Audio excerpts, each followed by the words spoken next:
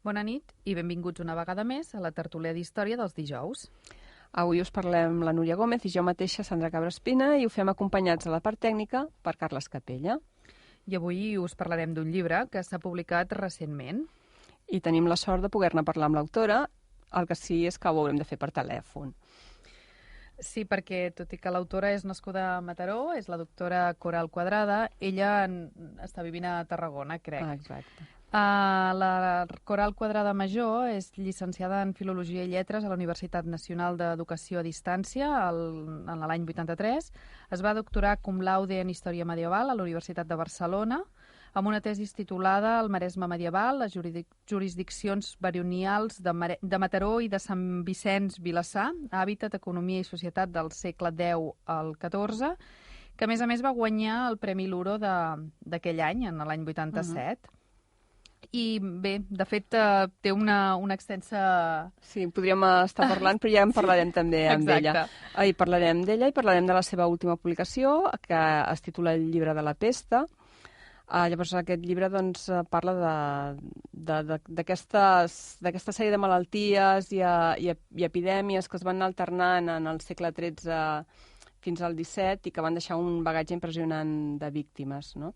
Llavors, ella en fa un estudi del context de la crisi alimentària, de les males collites, de les malalties, i bé, anirem també parlant amb ella. Ho centra, penso jo, en el Camp de Tarragona i bueno, anirem traient informació. Anirem esbrinant més cosetes del llibre. Doncs som-hi. Bona nit i benvinguts al racó, la tertúlia del grup d'història del Casàleg Mataró Ràdio. I si voleu fer alguna aportació o alguna pregunta a la nostra convidada, ho podeu fer trucant al 93 536 13 13.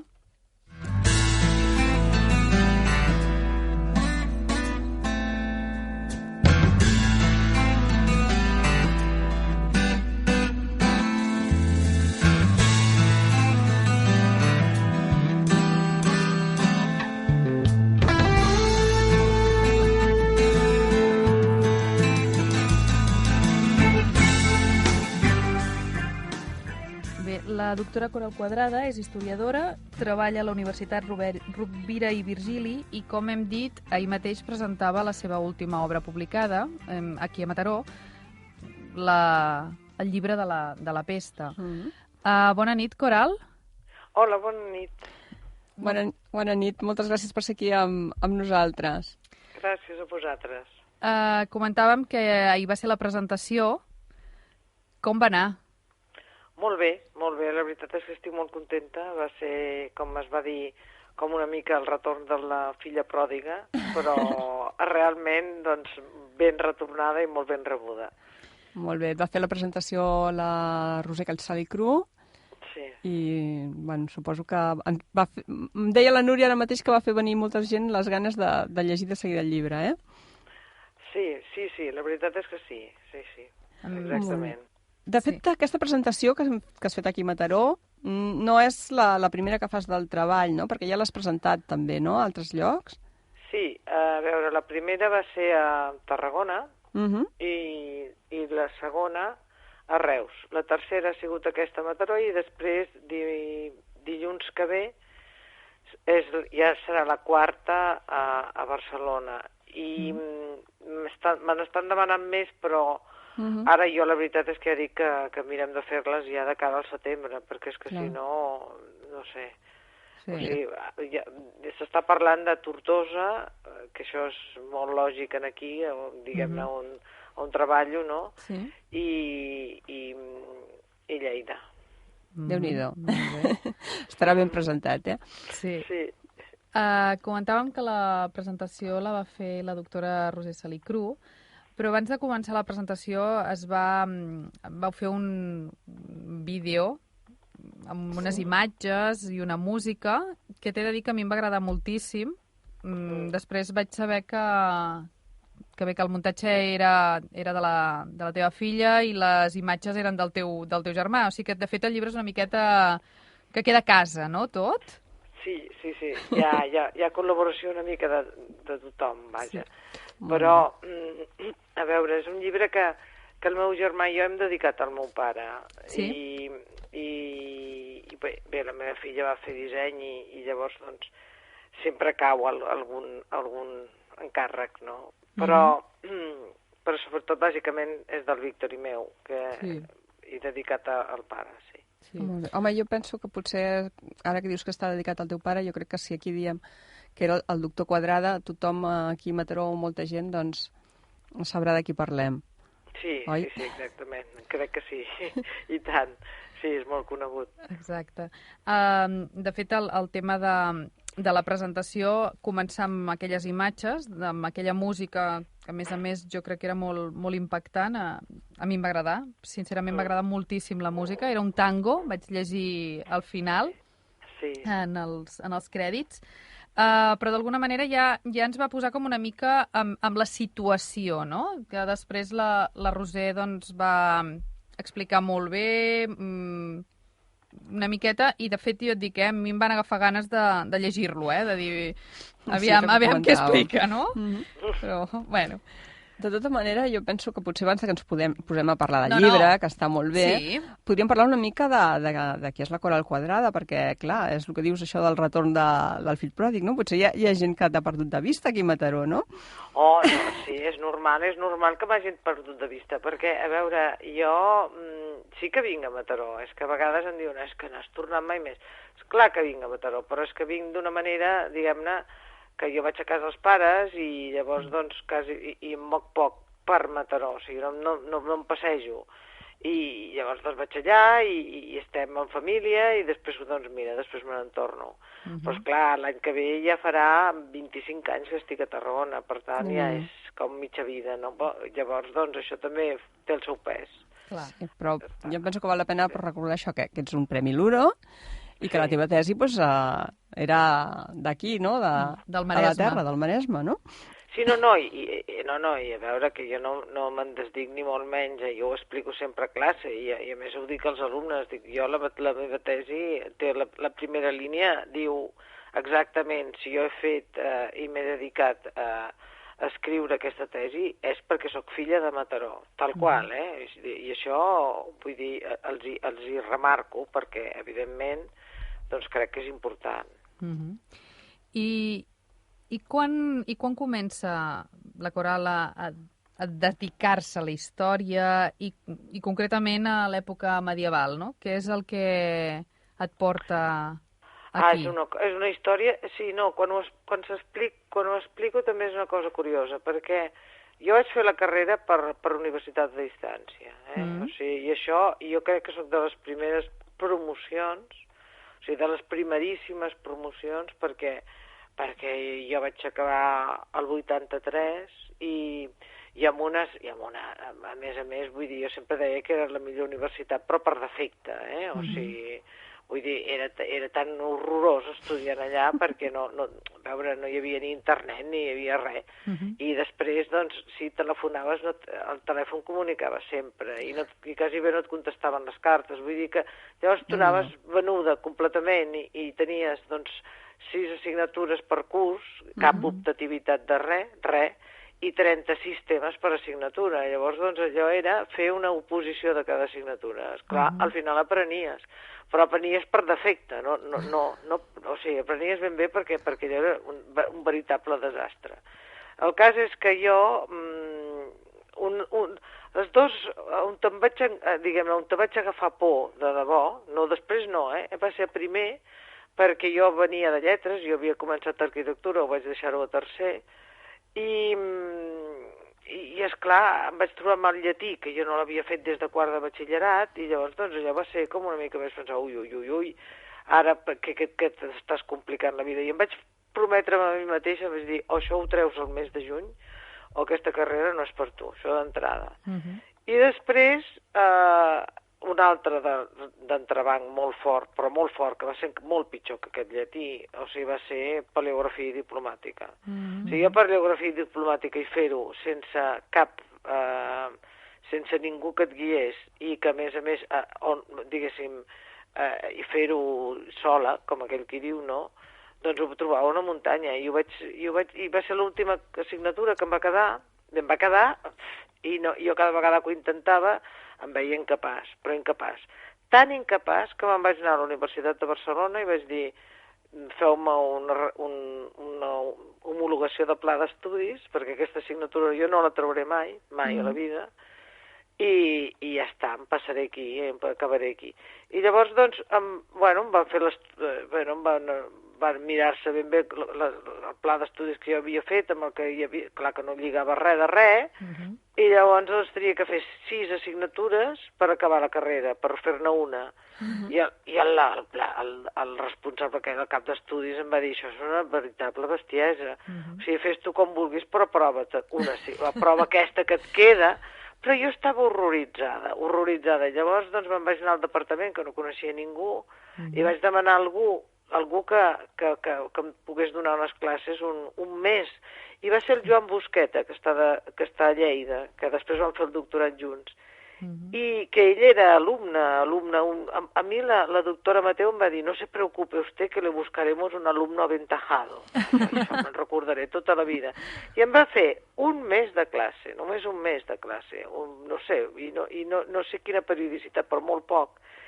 I llavors em vaig passar tot l'estiu, però com una possessa, vull dir, fent 10 làmines diàries de paleografia, una cosa tremenda, una cosa que, esclar, jo, la veritat és que m'hi anava molt perquè ja estava donant classes i, a més, doncs, ja em demanaven el títol, bueno, aquelles coses típiques que dius, bueno, ara perdré la feina, tot allò, bueno. El cas és que vaig anar a l'examen aquest de paleografia al setembre, bueno, amb una por al cos, i res, vaig arribar allà i era com si llegís La Vanguardia. Va ser una cosa impressionant. Estaves tan entrenada? Però vaig fer la primera part, segona part, vull dir, mitja hora, allò, bimba, bamba. I vaig fer una transcripció de lletra visigoda. Jo me'n recordaré tota la vida. Una cursiva gòtica, una humanista i una processal, com qui llegeix La Vanguardia, tu, com aquell qui diu, tu, mira, vinga, res. I vaig treure, l'únic excel·lent que vaig treure a la UNED va ser precisament això, de paleografia. I llavors em vaig veure tan bé i tan... Vull dir, vaig dominar una tècnica que vaig dir, ara puc ser medievalista. I llavors vaig decidir que seria medievalista. Ja està. Perquè en realitat la carrera m'agradava tot. A mi m'agradava tot. Cada assignatura que feia m'agradava. Clar, jo no sabia triar. Però llavors, i esclar, per fer segons a quines èpoques... Justament l'assignatura OS et va acabar portant a l'especialitat, eh? Sí, jo ho explico, és que va ser ben bé així, no hi ha una altra cosa. I no, a veure, que és una època que m'agrada molt, i després n'he treballat d'altres, i aquest llibre, en realitat, doncs és... És més ampli. Sí. Ara ja puc permetre'm segons quins luxes, però va ser ben bé així, eh? Així. Jo, de totes maneres, em sorprèn molt això de una paleografia que l'haguessis de treure pel teu compte. Vull dir, trobo que és una cosa realment... Sí.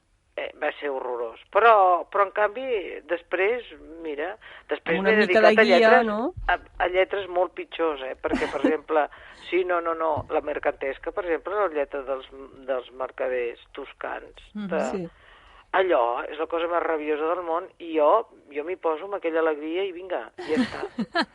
No, de veritat, sí. Ja vaig perdre la por per sempre més, sí. Molt bé. Doncs perfecte, no? Perquè gràcies a això, doncs, es segueix endavant, no? Exacte. Una cosa que m'ha cridat amb l'atenció al veure la teva biografia és que ets professora d'Història de les Dones. Sí. I ahir, en la presentació, com vas parlar d'això, de la història de les dones, crec que ho vaig apuntar bé, si no em rectifiques. Vas dir que t'ha donat una nova visió i que ha estat molt important per tu. Sí. Sí, a veure, sí, és veritat que ho vaig dir-ho i a més ho penso i ho repeteixo.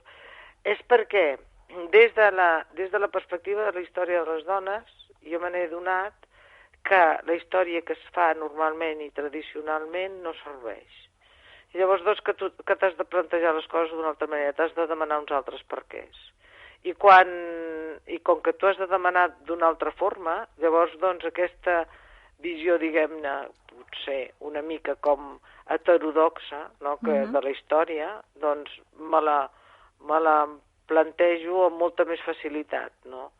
Perquè, si no, jo penso que ens quedem, i més els historiadors que estem dins de l'acadèmia, com molt encursetats, molt rígids, molt dintre d'uns paràmetres prefixats que són uns paràmetres absurds. Vull dir, a veure, la història és evolució, és canvi. Però, com que resulta que estem en el departament de medieval o en el departament d'història moderna i, a més, cadascú té la seva parcel·leta, llavors resulta que si tu te'n vas una miqueta més enllà, saps? És com si ja fossis una transgressora, bueno, una cosa horrorosa. I llavors perdem la idea de l'evolució, i això és trist. Això realment és trist. Perquè en realitat la periodització històrica no és res més que una convenció.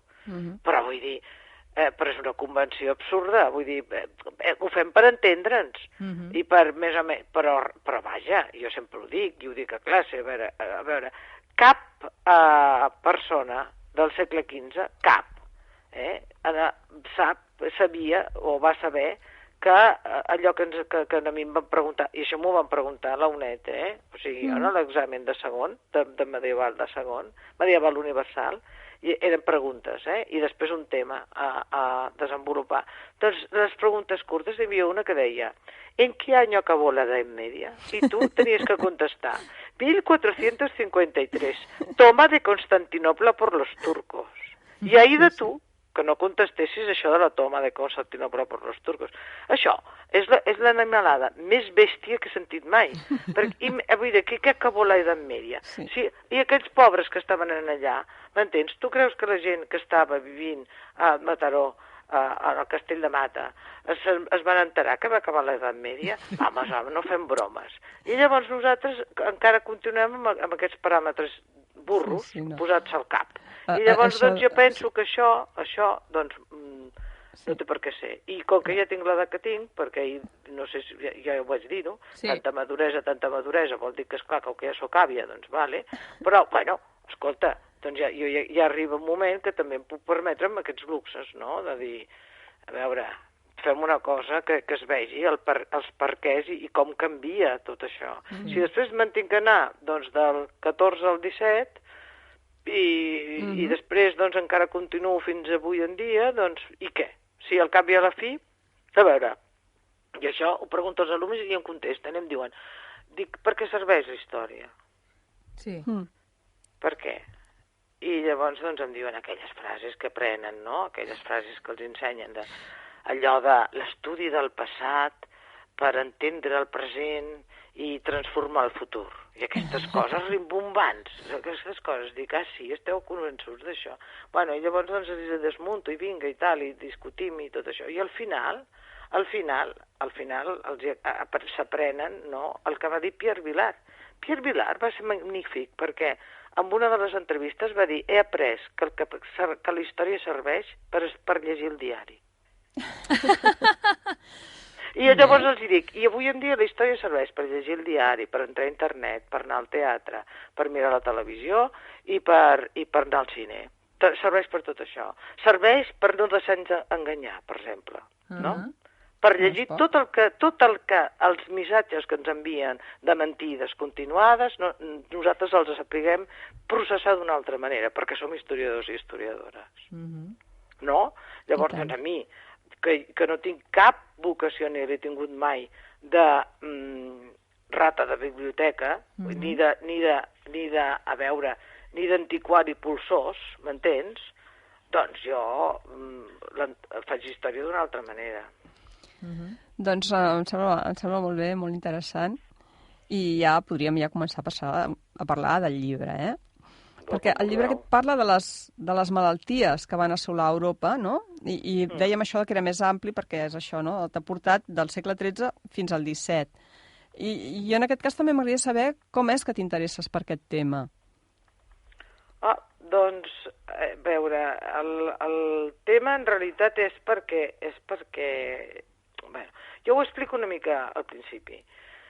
Quan vaig fer la tesi, quan vaig fer el llibre del Maresme, quan va sortir publicat el llibre del Maresme, el meu pare, doncs, amb tota la seva santa paciència, es va llegir el Maresme medieval, va tardar 3 anys en llegir-s'ho, més o menys, sí, i llavors, doncs, metòdicament. Quan va acabar, allò era bastant, és un pal, però bueno, quan va acabar, sí.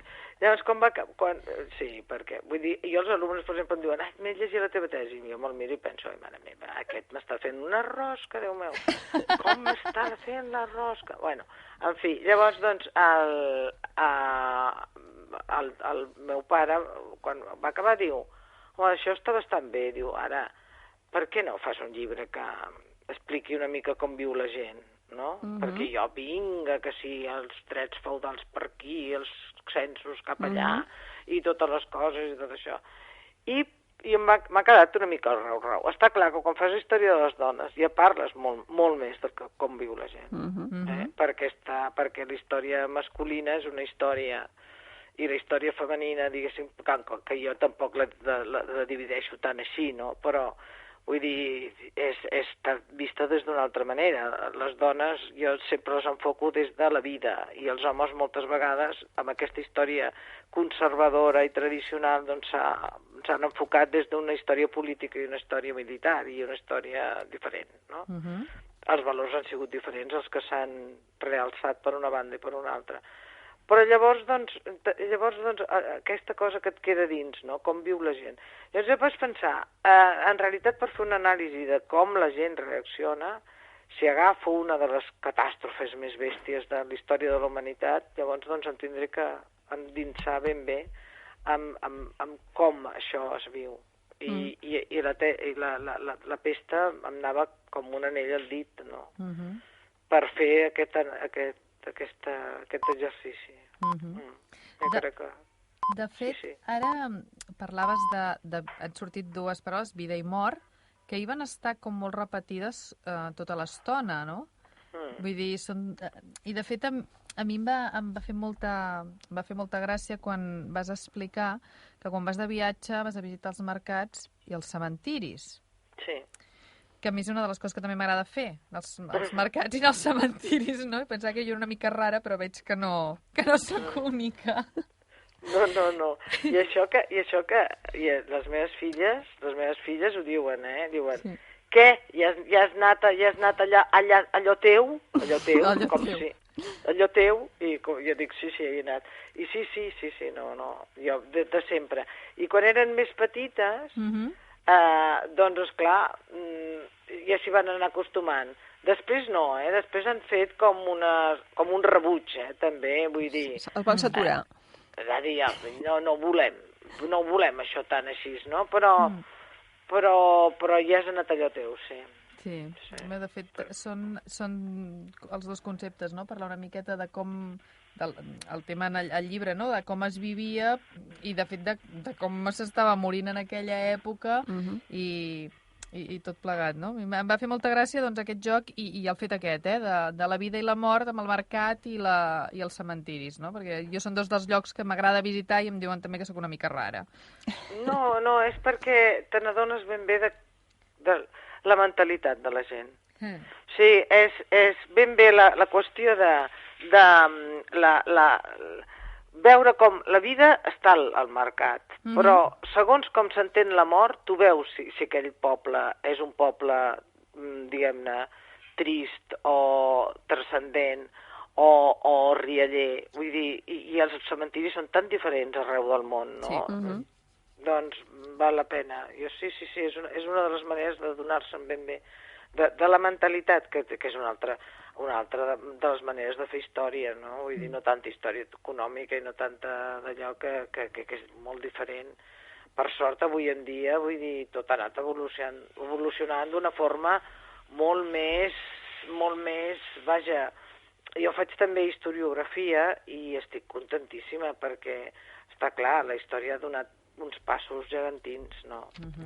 Em fa gràcia la manera de fer-la, Em fa gràcia això que d'alguna manera el teu pare et portés això a la història de com vivia la gent, no?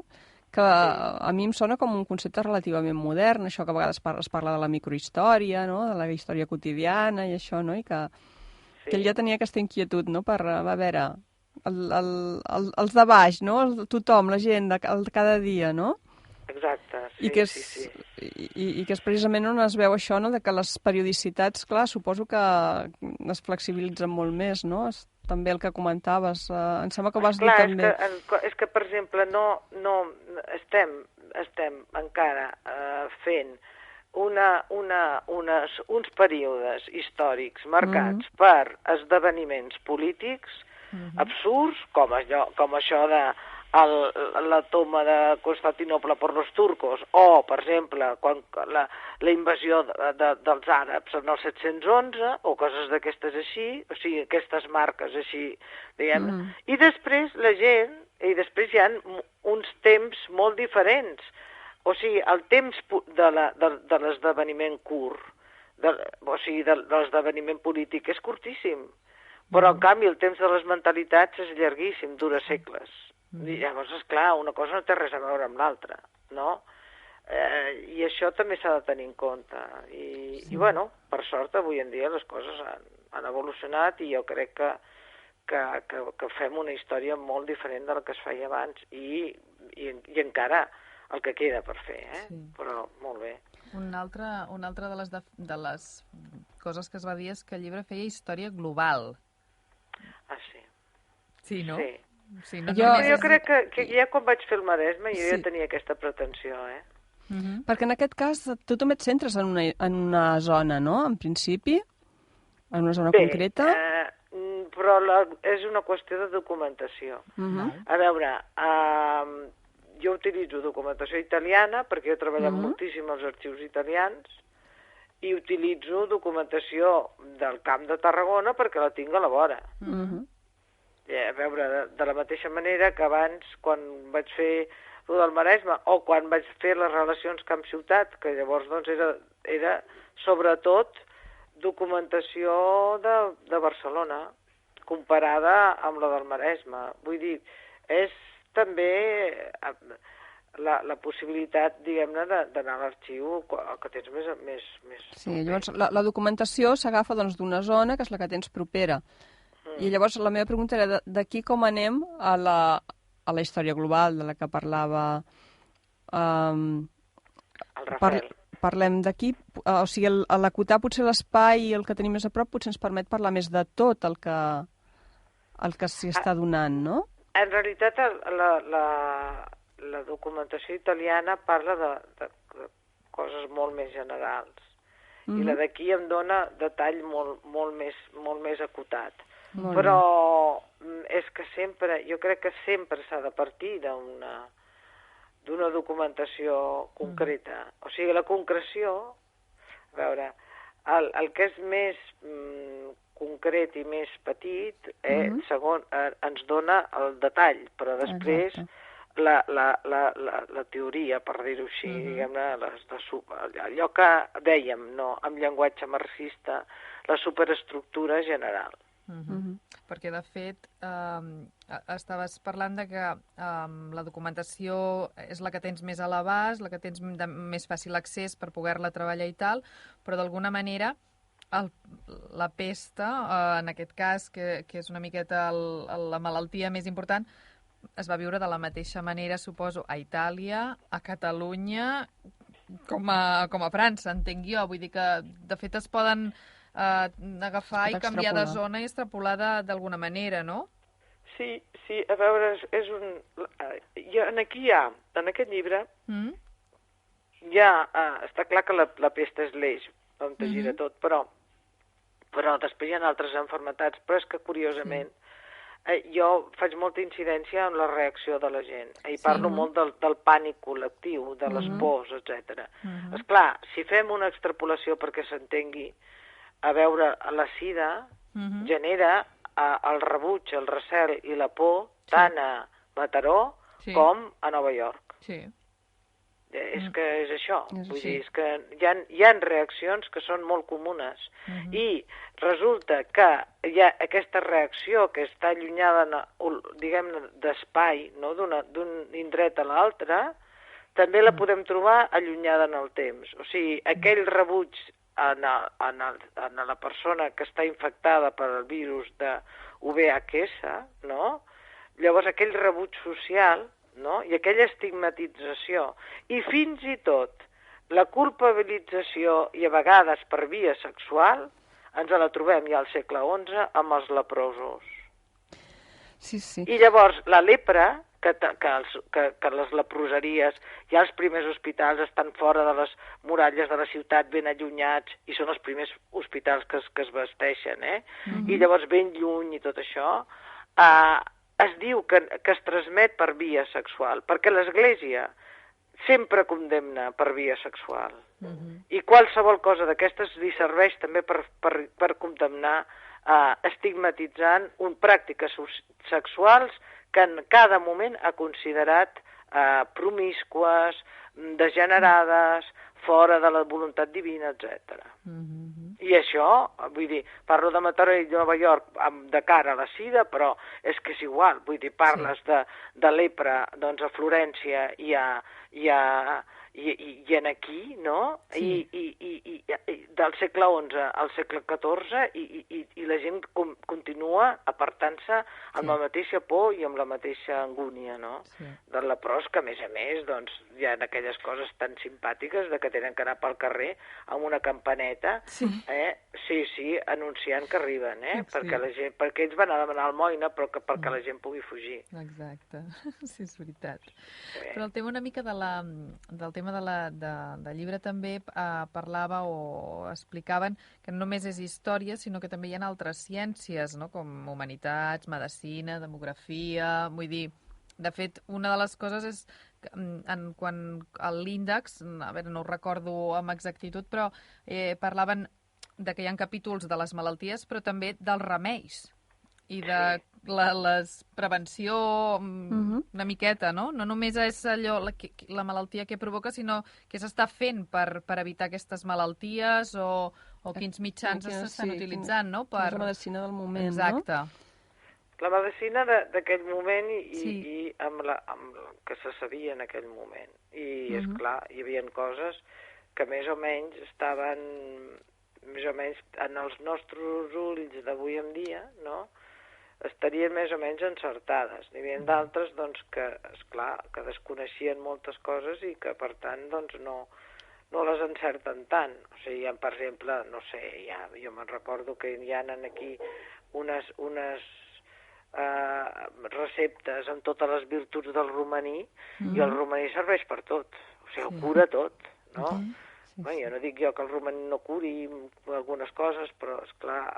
Una panacea, no? Famosa, sempre hi ha d'haver una panacea que ho curi tot i això és impossible, no? Vull dir, no pot curar al mateix temps estrenyiment i diarrea, perdó, no? Sí, no, però bueno, és que ells utilitzen... I i esclar, perquè era per donar a entendre també, perquè, esclar, si tu dius...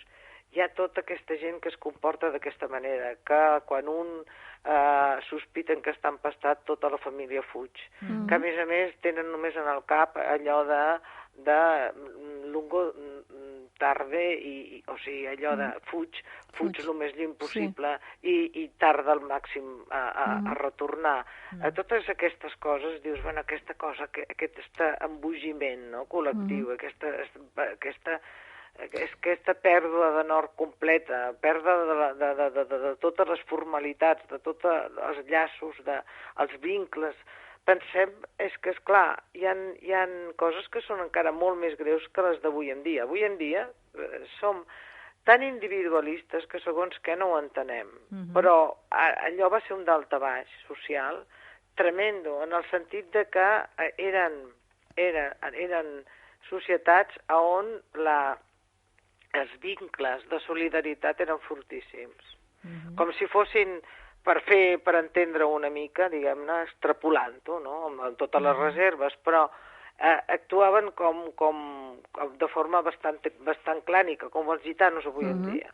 Esclar, si arriba un moment, una epidèmia d'aquest tipus que trenca tots aquests llaços de solidaritat, doncs tot allò se n'ha anat, diguem-ne, l'eix on gira tota aquella societat s'ha destruït.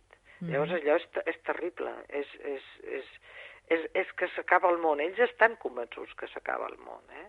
Clar, de fet, el seu món s'acaba. Sí, Clar. s'acaba. El fugir realment era una manera, suposo, d'escapar al contagi i també suposo que va ser va ser una manera, suposo, d'escampar la malaltia en alguns casos. Clar, sí. Jo explico coses, és que hi ha situacions que, home, fan riure per no plorar, evidentment, però vull dir, per exemple, els escocesos se n'adonen doncs, que els anglesos doncs, tenen la pesta i s'organitzen per envair-los. S'organitzen per envair Anglaterra. Però encara no estan del tot armats, del tot convenientment, quan comencen a tenir les primeres baixes ells, saps? Esclar, l'epidèmia es va estenent com una taca d'oli. I llavors, doncs, hi ha ciutats, per exemple, doncs, que les posen en quarantena. Però si no surt ningú, molt bé, però si surt qualsevol, doncs això s'escampa. Fins i tot, per exemple, una de les coses que els entusiasmava, que els encantava, els encantava, però molt, que era, bueno, els encantava, és que, a més, tot està vist segons, o sigui, l'epidèmia no és una malaltia com nosaltres entenem la malaltia, perquè la malaltia s'entén d'una altra forma. I llavors, la mort és tot, després, en última instància, sempre és un càstig de Déu. És Déu que castiga el poble. Llavors, doncs, la seva primera reacció és fer processons i sortir tots a resar i dir rogatives i prometre públicament doncs, que es portaran bé, no? I això, clar, si surten tots en processó, això dura fins al segle XV, des de mitjan XIV fins al XV, però a principis del XV ho prohibeixen, ho han de prohibir perquè llavors se n'adonen que, esclar, hi ha més gent empastada perquè estan tots en ella junts, no? I es contagien. Però tarden potser 50 o 60 anys en donar-se en compte. Clar. Més endavant tenim un tema aquí que parlarem, que és el de la Inquisició. I jo estava pensant que, amb el que comentaves també, no, de tot el fet religiós, tot el fet de com es culpabilitza la malaltia, i com suposo que també es busquen alguns culpables, no?, d'aquest càstig. Sí. Sempre tenim que tenir el cap de turc. Sí, sempre. Clar, perquè sempre que tenim el cap de turc, doncs, esclar, és l'altre el culpable. I això és comodíssim. I això dura fins avui en dia, saps? Sí, això és comodíssim. Tu acuses amb un altre, això, a més, penseu una cosa, que això s'ho inventa l'Església, i la creuada és això. O sigui, la croada, que les croades medievals aquelles tan famoses, no? En realitat és un sistema per dirigir tot la conflictivitat feudal, d'uns feudals entre altres que per lluites de poder el que fan és matar-se entre si, m'entens? Doncs llavors no. Llavors els imbueixen, els hi posen en el cap que tenen que anar a defensar els sants llocs o a saquejar Constantinoble, o a fer allò que van fer els almogàvers, que és, bueno, que imagina't tu, tota aquella cosa, bueno, doncs, mentre estan atacant l'infidel, l'enemic o qui sigui, no es barallen entre ells. Fan pinya, fan causa comuna. O sigui que té dos avantatges. Van a fer mal a fora, no?, i, a més, es porten bé entre ells, tu. O sigui que, escolta, oli amb un llum. I això dura fins ara. És la manera, no? Sí. I ara suposo que sabem ja quines eren les causes de la pesta. Sí, ara sí, però vaja, això fins fa molt poquet, històricament parlant. Però en aquell moment era això, no? No ho sabien. Jo explico moltes vegades que vaig veure, a vegades, el de les pel·lícules aquestes, diguem-ne, històriques, a mi em posen molt nerviosa perquè no les miro amb uns ulls de passar el rato, no. Llavors jo veig tots els defectes i ho miro... I quan veig una cosa que penso, ai, mira, ara me l'han encertat, també disfruto, les coses tal com siguin. I a vegades m'arriben a l'ànima. Jo crec que era en la pel·lícula aquella de Shakespeare in Love, però una cosa, va ser un moment. Hi havia un nen pels carrers, allò que estaven pels carrers, anaven d'un costat a l'altre, i en una cantonadeta hi havia un nano jugant amb una rata, com si jugués amb un conillet, saps? I vaig pensar, ben bé això. O sigui, aquesta quotidianitat, aquesta promiscuitat, allò de tenir tots els animals per dintre de casa, no? I ser les rates també un animal quotidià. Llavors, esclar, és que no li donaven importància perquè les tenien constantment allà al costat. A més, el dels polls i les puces és una constant fins al segle XX. Perquè, a veure, hi ha el diari és un anònim, però hi ha el diari d'un burgès a París, que és del principis del segle XV, que normalment els homes es casen tard, o es casen grans, no?, i amb noies molt joves. Bueno, hi ha molta diferència d'edat. I aquest explica com si fos un llibre de records, allò dels italians, de les ricordanze i tot això. I explica tot de coses, i apunta tot de coses perquè la seva dona, que serà jove, doncs aprengui a portar a la casa. I entre aquestes coses li explica com s'ha de treure els polls. Entre les coses més domèstiques. A despiojarse. Allò que diuen en castellà, despiojarse. Hi ha tantes pintures de gent traient-se polls, però de principis del segle XX. Vull dir que no és una cosa... I això, quina diferència? A veure si en els col·legis n'hi ha de polls. I llavors traiem els polls de les criatures i tot això... Bueno, és que les puces que passaven la pesta no eren massa diferents, Bueno, ja quan anem avançant i ens queda poc... No sé si, a part de la pesta, que potser és el tema central, hi ha alguna de les malalties d'aquestes èpoques que et sembli que potser cal destacar-la també, no? Potser la lepra també que has parlat. Sí, bueno, n'hi ha bastantes. Perquè després hi ha, per exemple, la sífilis, que la sífilis també és tremenda. No sé, jo vaig parlant, però utilitzo les malalties sobretot per parlar de com la gent reacciona a aquestes malalties. I com la gent reacciona davant d'una catàstrofe. I aquest sentiment, aquesta cosa de pànic i de perdre realment totes les convencions socials i totes les coses, això és continu. Per poc que passi, continua passant. Tu, això ho has vist en els documents que has trobat? Vull dir, no sé, tenim en ment la imatge, ara em ve la del Decameró, no?, d'aquella gent que es tanquen allà i s'expliquen històries i fan... no? Has trobat documents de tipus de comportaments d'aquests que... Sí, perquè en el Decameró, en la introducció, diguem-ne, del Decameró, abans de que comencin a explicar-se els contes, no?, explica, i això està en el llibre, explica el per què aquests 10 joves fugen de la ciutat de Florència. I llavors allà ho explica, vull dir, però no només Boccaccio en el Decameró, perquè, per exemple, Matteo Villani en les cròniques florentines també explica el mateix, i t'expliquen aquestes coses de que els pares abandonen els fills, les esposes abandonen els marits. Bueno, expliquen coses tremendes. Expliquen doncs, que com a mesures, per exemple, preventives, doncs hi ha un dels ducs de Milà doncs ordena tapiar les cases. Si sospiten que hi ha un sol empastat, tapien la casa amb tota la família dins.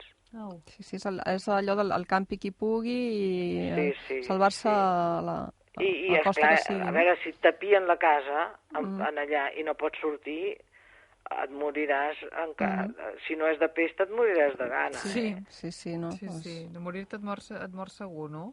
Exacte, vull dir, i això, aquesta solució que és d'una crueltat espantosa, demostra també que estaven embogits. Sí. El pànic que patien, que genera tot això. Després hi ha tota la qüestió dels flagel·lants. Tots aquests flagel·lants, això surten en la pel·lícula aquella de Bergman, del setè segell, no? Tots aquests flagel·lants amunt i avall d'Europa, cridant i dient que ve l'anticrist i que s'acaba el món. Allò era horrorós, era horrorós. Sí. Era tètric, era, ja et dic, era d'un mil·lenarisme espantós.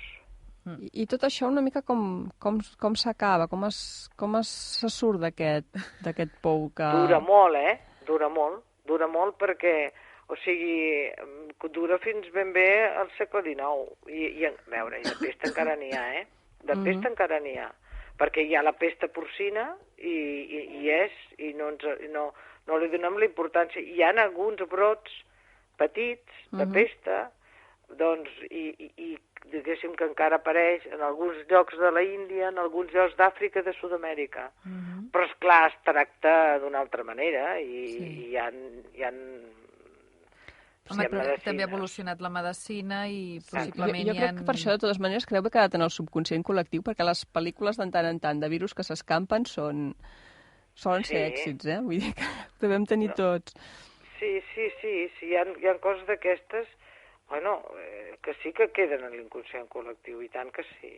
A veure, jo miro de posar-hi una mica de tot, però, a veure, el flautista d'Amelín...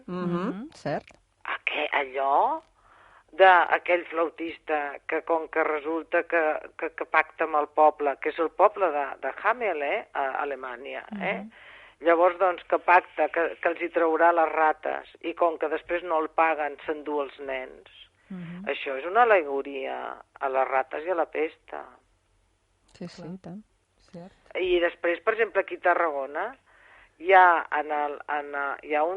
dins del claustre de la catedral, hi ha un capitell que és l'enterro de les rates, del gat, però va portat per tot el que els porten són rates. O sigui que hi ha coses que i tant que sí. Les rates en fan una cosa... Bé, doncs, no sé si... Jo crec que abans d'acabar podríem dir una miqueta quina aportació fa el llibre i una miqueta a qui el recomanaries. Nosaltres el recomanem a tothom. Ben fet, sí. Ben fet. És el que s'ha de fer, sí. A veure, a mi em diuen, és un llibre que és jo crec que és un llibre de difusió, però evidentment té que ser per persones que els hi agradi la història i que tinguin interès intel·lectual, perquè, vull dir, tampoc és una novel·la. Això també s'ha de dir. No és una novel·la. És un llibre d'història. I això, també té dades històriques i no tot és...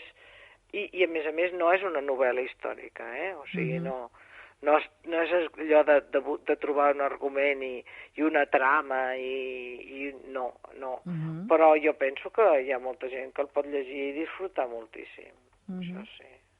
De totes maneres, penso, quan estaves dient és un llibre per gent que tingui una mica de ganes de saber, no? I d'alguna manera, quan estaves parlant una miqueta de les pors, de les epidèmies i tal, en aquell moment, la pesta i totes aquestes epidèmies, aquestes pors eren crisi, una crisi, no? Una miqueta com la nostra actualment, no? Vull dir, també la societat està actualment en una crisi, que no és de malaltia física, no? Però moltes de les reaccions de por, de pànic i tal... De salvis qui pugui. Encara que això porti que l'altre es quedi amb el cul a l'aire, diguéssim. Sí. Una miqueta també s'estan repetint, no? Vull dir, de fet, la sensació és que la història és una mica cíclica, no? Evolucionada, però una miqueta que es va repetint alguns patrons, no? Algunes coses sí, algunes coses. Home, sí, no, totes no. Vull dir, allà, esclar, la gent es mor de gana, és una situació molt greu. No només de pesta, perquè vull dir, jo també parlo de la gana. Hi ha els 4 genets de l'apocalipsi, i els 4 genets de l'apocalipsi és la gana, la mort, la pesta i la guerra. I és que hi és tot, hi és tot. Llavors, doncs, avui en dia sí que jo també penso que estem en crisi i, a més, amb una crisi, evidentment, de valors.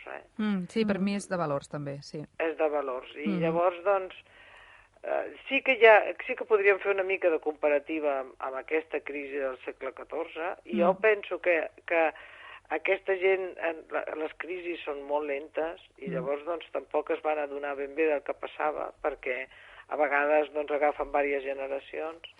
Però el que és claríssim, el que està claríssim i que va a partir d'aquesta crisi del segle XIV, mai s'hauria pogut arribar a donar un renaixement sense la crisi del XIV. I això per mi és molt important. És a dir, perquè el que costa més, en realitat, són els canvis de mentalitat. Vull dir, però costa, perquè és molt fàcil la involució, però la història, és clar que és una qüestió evolutiva, però allò del progrés ja no s'ho creu ningú. O sigui, que la història té avenços, però té molts retrocessos. I hi ha involucions. I vaja, la involució claríssima, a part del franquisme amb la república, que això, evidentment, això ja ho tenim tal, però la revolució francesa, després ve Napoleó. On anem a parar? Vull dir que aquestes són coses que les tenim que tenir molt en compte. Però jo penso que llavors per això costa moltíssim el canvi de mentalitat, costa molt. I aquí es va donar un canvi de mentalitat, però un canvi extraordinari, És a dir, que un món que s'havia centrat tota una societat, el món conegut, que girava entorn a la idea de la divinitat com a centre del món, després d'això canvia i el centre del món és l'home, que no és la dona, però és l'home. I això no vol dir que després tot sigui humanista. Coral, t'he de tallar perquè se'ns acaba el temps. Moltes gràcies. Ens quedem amb això, amb el canvi que es va produir a través de tota aquesta situació. Adéu, bona nit.